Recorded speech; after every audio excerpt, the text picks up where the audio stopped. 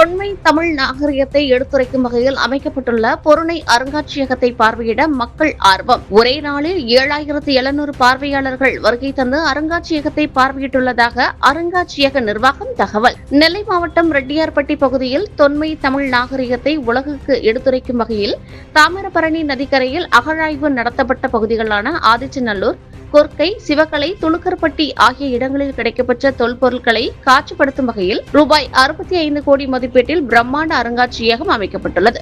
இதனை தமிழக முதலமைச்சர் கடந்த 20ஆம் தேதி திறந்து வைத்து பார்வையிட்டார்.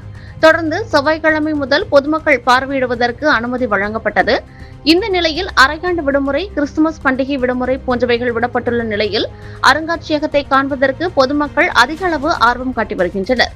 ஒரே நாளில் 7700 பார்வையாளர்கள் அருங்காட்சியகத்தை பார்வையிட்டுள்ளனர். காலை 10 மணிக்கு திறக்கப்பட்ட அருங்காட்சியகம் இரவு 7 மணிக்கு மூடப்படும் என அறிவிக்கப்பட்ட நிலையில் பொதுமக்களின் கூட்டம் காரணமாக கூடுதல் நேரம் திறந்து வைக்கப்பட்டிருந்தது.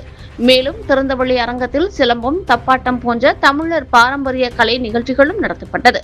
பொதுமக்கள் அருங்காட்சியகத்தை பார்வையிடுவதற்கு வசதியாக திருநெல்வேலி சந்திப்பு பேருந்து நிலையம் மற்றும் புதிய பேருந்து நிலையங்களில் இருந்து சிறப்பு பேருந்துகளும் இயக்கப்பட்டு வருகின்றது.